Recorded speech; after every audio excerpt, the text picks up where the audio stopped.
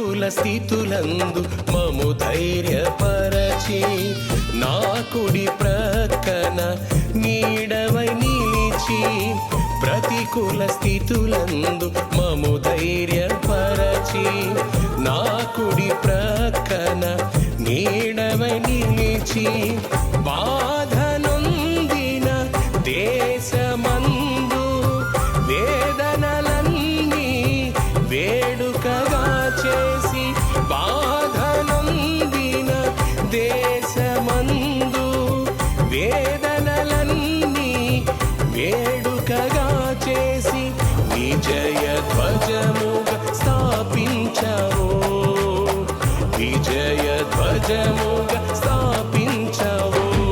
జయశీలుడా జయ భేరి మ్రోగించితివి, ప్రతివత్సరం కనువిందు చేసితివి. జయశీలుడా జయ భేరి మ్రోగించితివి, ప్రతివత్సరం కనువిందు చేసితివి. సర్వాధికారియు నిరంతర స్తోత్రార్హుడు యేసుక్రీస్తు ప్రభువారి ప్రశస్త నామంలో ఉదయకాలపు వర్తమానాల కొరకు ఎదురు చూస్తున్న ప్రభు బిడ్డలేని మీ అందరికీ ఇమాన్యుయల్ మినిస్ట్రీస్ తరఫున మా హృదయపూర్వకమైన వందనాలు, కృతజ్ఞతలు తెలియచేస్తూ ఉన్నాను. క్రీస్తునందు మాకు అత్యంత ప్రియమైన దైవజనాంగమా, ఎలా ఉన్నారు? ఈరోజు అరుణోదయపు దినాన్ని లేచి దేవుని సన్నిధిలో ప్రార్థించుకున్నారా? తమ్ముడు చెల్లి మిమ్మల్ని కనీసం 2-3 అధ్యాయులైన దేవుని వాక్యాన్ని ధ్యానించారా? ఈ 2026 సంవత్సరం ముగింపు లోపు కనీసం ఒక్కసారైనా బైబిల్ చదివి పూర్తి చేయాలి. నడుం కట్టుకోండి, రైట్? దేవుని మహా గొప్ప కృప నిన్నటి దినం కుటుంబాల క్షేమం కొరకై ఉపవాస ప్రార్థన బహు దీవెనకరంగా ప్రభువారు జరిగించారు. వేల కొలది కుటుంబాలు ఉపవాస ప్రార్థనలో పాలిభాగస్తులయ్యారు. ప్రార్థనలో పాలిభాగస్తులైన ప్రతి కుటుంబానికి నా నిండు మనసుతో కృతజ్ఞతలు తెలియచేస్తూ ఉన్నాను. ప్రత్యేకంగా ఓ దివ్యమైన వర్తమానం యెహోనాదాబు రేఖాబీయుల కుటుంబాన్ని గూర్చి పరిశుద్ధాత్మ దేవుడు మనతో మాట్లాడారు. 241 సంవత్సరాల క్రితం వారి పూర్వీకుడు చేసిన తీర్మానానికి వారి పిల్లల తరం 241 సంవత్సరాల నుంచి ఎంత విధేయులుగా వాళ్ళు ప్రవర్తిస్తూ వచ్చారో, రెజల్యూషన్ తీర్మానాలు, మనం తీసుకోవలసిన 12 శ్రేష్టమైన తీర్మానాలను గురించి పరిశుద్ధాత్మ దేవుడు మనతో మాట్లాడారు. అందుకై సమస్త ఘనతలు దేవునికి మహిమ. ఒకవేళ మీరు వినకపోతే తప్పకుండా నిన్నటి ఉపవాస ప్రార్థనలు అందించబడిన వర్తమానం విని ఆశీర్వదించబడగలరని ప్రేమతో మీ అందరికీ మనవి చేస్తూ, మంచిది. మీకేమైనా ప్రార్థన అవసరతలు ఉంటే ఫోన్లో స్క్రీన్ మీద కనపడుతున్న ఫోన్ నంబర్లకి వాట్సాప్ ద్వారానైనా ఫోన్ ద్వారానైనా తెలియచేయండి. అనేక మంది భక్తి కలిగిన తల్లులు మందిరానికి వచ్చి మీరు పంపిస్తున్న సమస్యల కొరకు ప్రార్థిస్తూ ఉన్నారు. ఇప్పుడు స్క్రీన్ మీద చూస్తూ ఉన్నారు కదా, గడిచిన రాత్రి అనేక మంది తల్లులు మందిరానికి వచ్చి సంఘక్షేమం కొరకు, అలాగే మీరు పంపించే అనేక ప్రార్థనా అంశాల కొరకు అనేక మంది భక్తి కలిగిన తల్లులు రాత్రి మందిరానికి వచ్చి రాత్రి అంతా మందిరంలో ప్రార్థన చేస్తూ ఉన్నారు. చూస్తూ ఉన్నారు కదా స్క్రీన్ మీద. మీకు ఏ ప్రార్థన అవసరం ఉన్నా మీ సమస్య మా సమస్యగా ఎంచి ప్రార్థించే సంఘం దైవ సేవకులు ఉన్నారు అని మర్చిపోకండి. మంచిది. ఈ దినం మరో దివ్యమైన వర్తమానం. తల్లిదండ్రుల మీద ఉన్న ఆత్మ, తల్లిదండ్రులను ఏలుబడి చేసిన ఆత్మ పిల్లలను కూడా ఏలుబడి చేస్తాడా?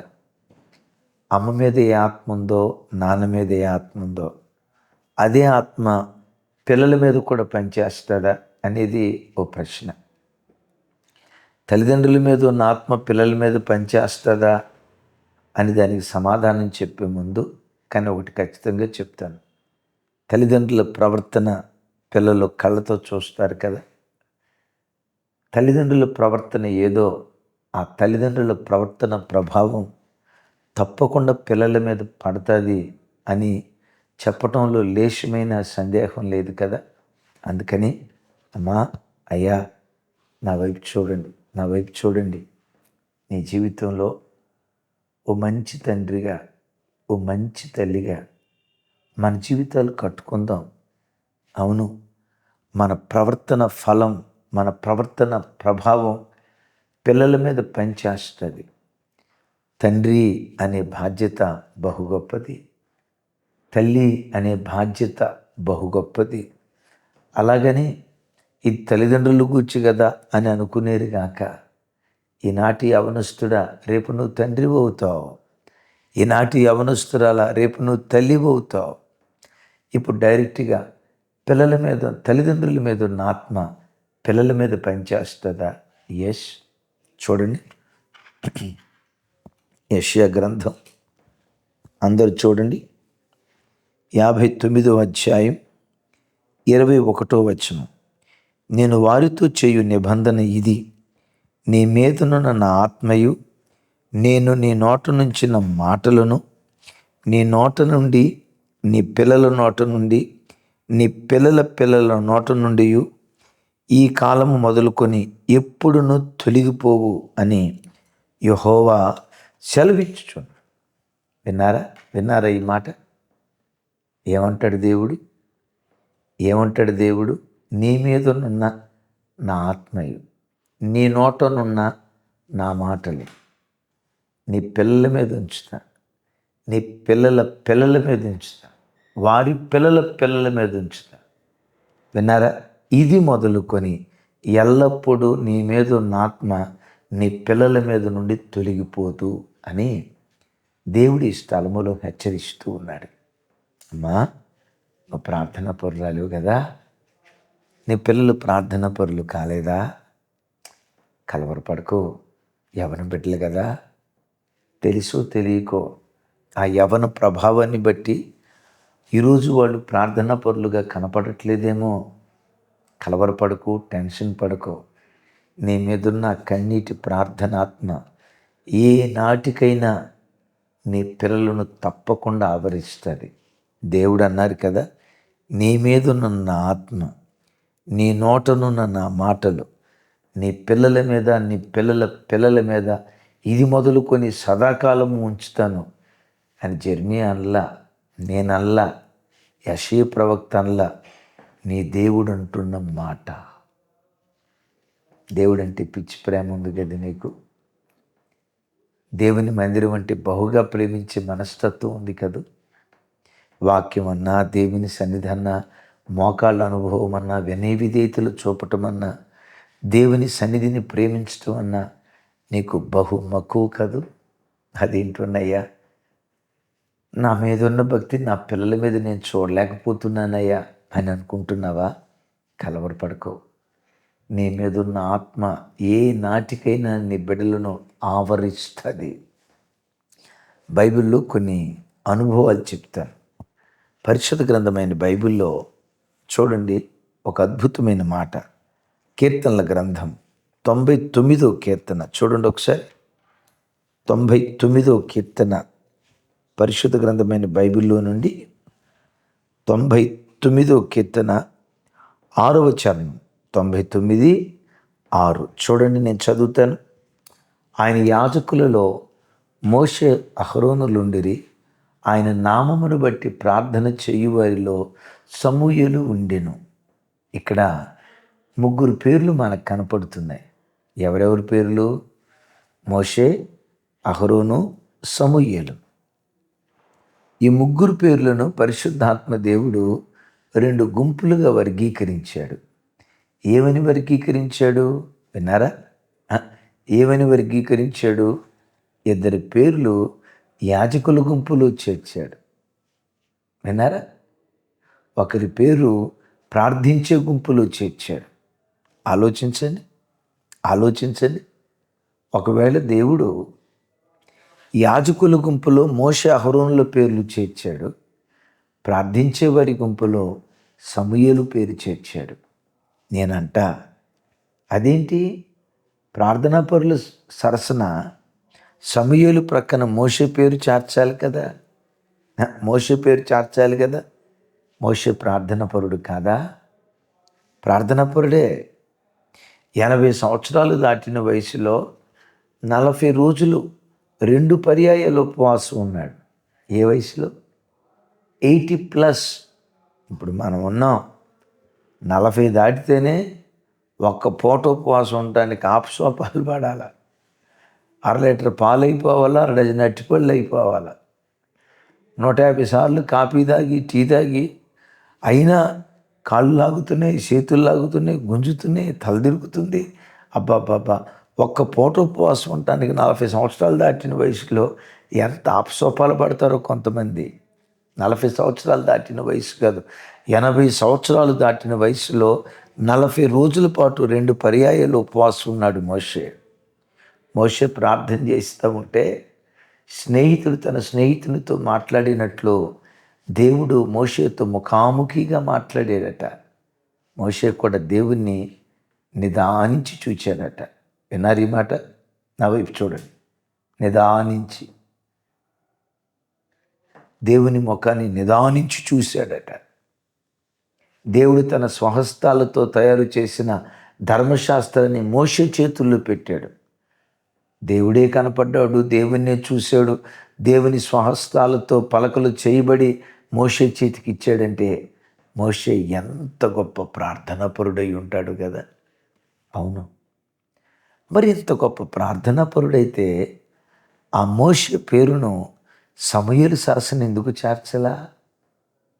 చేర్చలేదో తెలుసా? మోషే ప్రార్థనాపరుడే, కానీ సమూయేలు సరసన చేర్చదగినంత ప్రార్థనాపరుడు కాదు. ఏంటి అరే, మోషేనే ఎంత గొప్ప ప్రార్థనాపరుడని మనం అనుకుంటే మోషే పేరు సమూయేలు సరసన చేర్చదగింది కాకపోతే నేనంట మోషేనే ఎంత గొప్ప ప్రార్థనాపరుడు కదా, మోషే పేరు సమూయేలు సరసన చేర్చదగినంత ప్రార్థనాపరుడు కాదు అనంటే సమూయేలు ఇంకెంత గొప్ప ప్రార్థనాపరుడు కదా, ఇంకెంత గొప్ప ప్రార్థనాపరుడు కదా.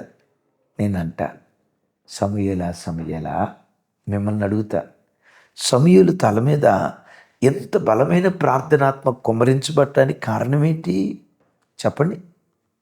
సమూయేలు మీదకి ఎంత బలమైన ప్రార్థనాత్మ కుమ్మరించబడటానికి కారణం ఏంటి? అదే సమూయేలును కన్న అన్నమ్మ తల్లి ఉందే, మహా గొప్ప ప్రార్థనా పరురాలు. ఆ తల్లి మీద ఉన్న ప్రార్థనాత్మే తన కొడుకు సమూయేలు మీదకు దిగి వచ్చింది. అమ్మా, అయ్యా, నీ మీద ఉన్న ప్రార్థనాత్మ నీ పిల్లల మీద పనిచేస్తుంది. నీ మీద ఉన్న పరిశుద్ధమైన ఆత్మ నీ పిల్లల మీద పరిశుద్ధంగా బ్రతకటానికి దేవుడు కృప చూపిస్తాడు. ఈ వాక్యం నయ్యలారా, మిమ్మల్ని ఒక మాట అడుగుతా, ఇంతకీ నీ మీద ఏ ఆత్మ ఉంది? ప్రార్థనాత్మ ఉందా? పనికిమాలిన ఆత్మ ఉందా? పవిత్రమైన ఆత్మ ఉందా? అపవిత్రమైన ఆత్మ ఉందా? సాత్వికమైన ఆత్మ ఉందా? గయ్యాళి ఆత్మ ఉందా? ఒకసారి ఆలోచించు. ఓ తండ్రిగా నీ మీద త్రాగుబోతు దురాత్మ ఉంటే, అక్రమ సంబంధాల దురాత్మ ఉంటే, ఆ దురాత్మ నీ పిల్లలను పట్టి పీడిస్తుంది, జాగ్రత్త. నీ మీద గయ్యాళి ఆత్మ ఉంటే ఆ గయ్యాళి ఆత్మ నీ పిల్లలను ఏలుబడి చేస్తుంది, జాగ్రత్త. నీ మీద ఉన్న ఆత్మ నీ పిల్లల మీద పనిచేస్తుంది.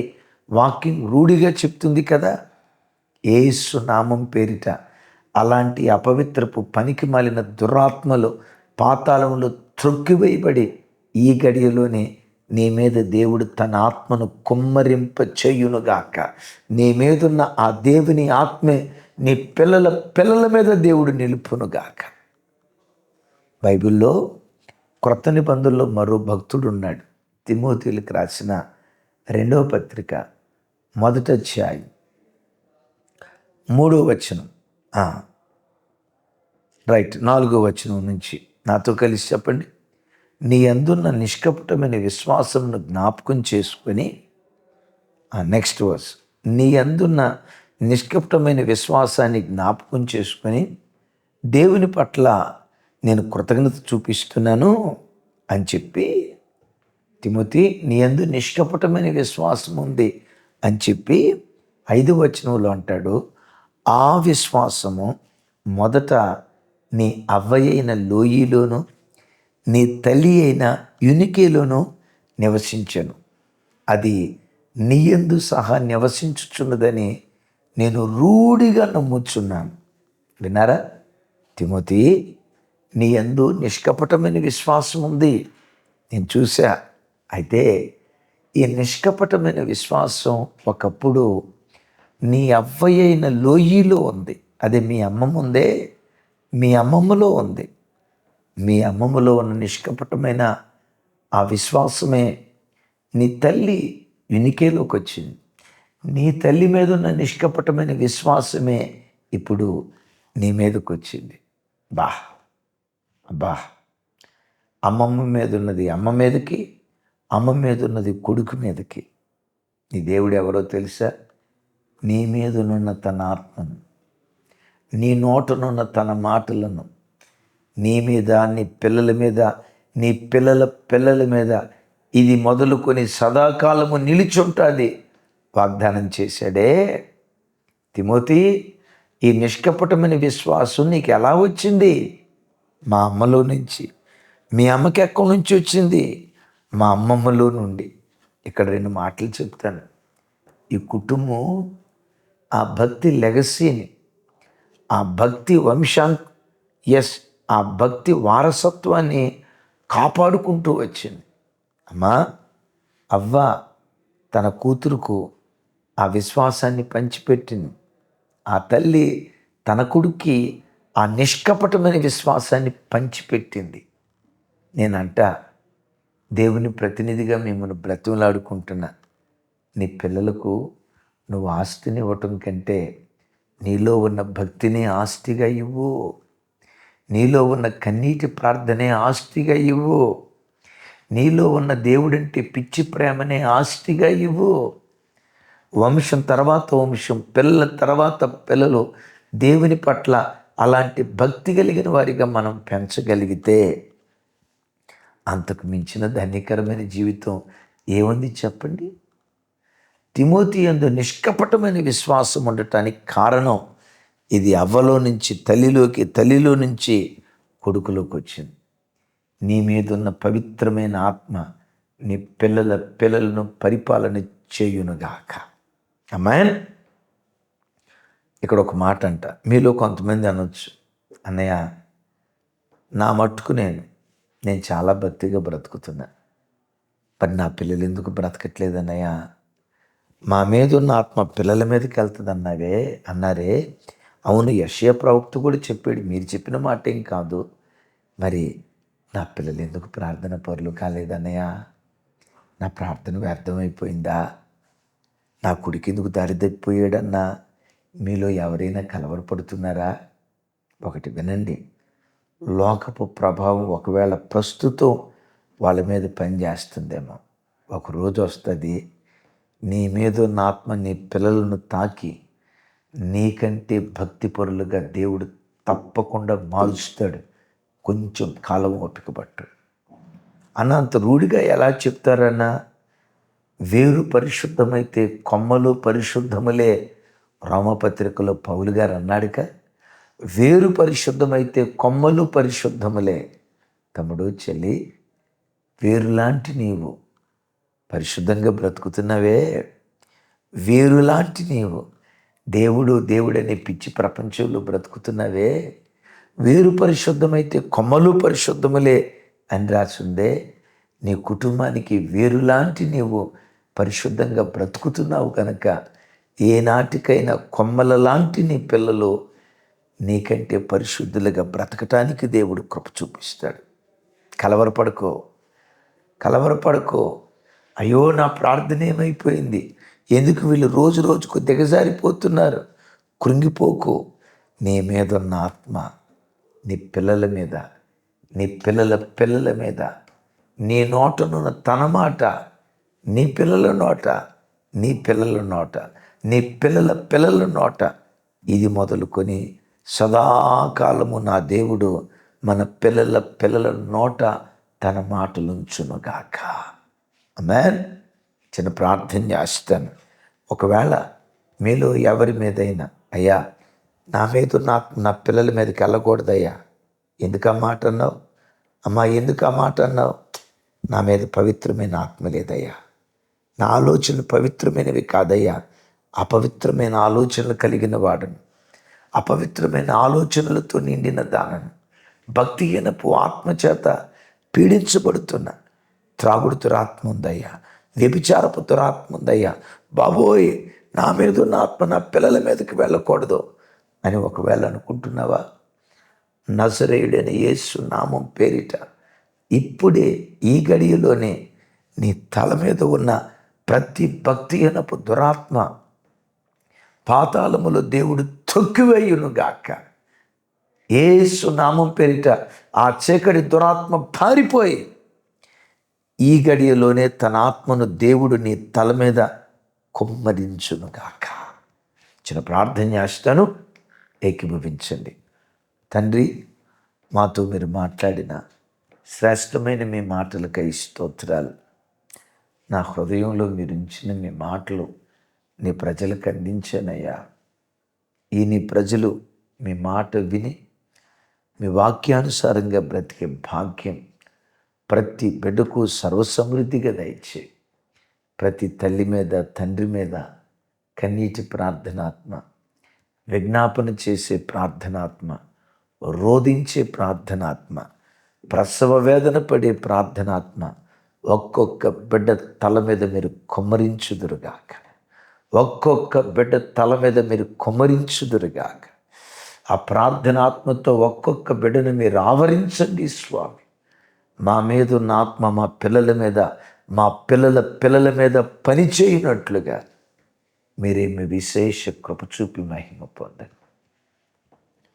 చేతులెత్తి నీ ప్రజలను దీవిస్తూ సమస్త ఘనతలు మీకు ఆరోపిస్తూ యేసు నామం పేరిట ప్రార్థించి స్తుతించి పొంది ఉన్నాం తండ్రి. తండ్రి అయిన దేవుని ప్రేమ, కుమారుడైన యేసు క్రీస్తు వారి దివ్యకృప, పరిశుద్ధాత్మ దేవుని సహవాసం మనకు సకల పరిశుద్ధులకు సదా తోడయుండి నడిపించునుగాక. ఆమేన్, ఆమేన్. Thank you. కృపా సమాధానాలు మనందరికీ తోడయుండునుగాక.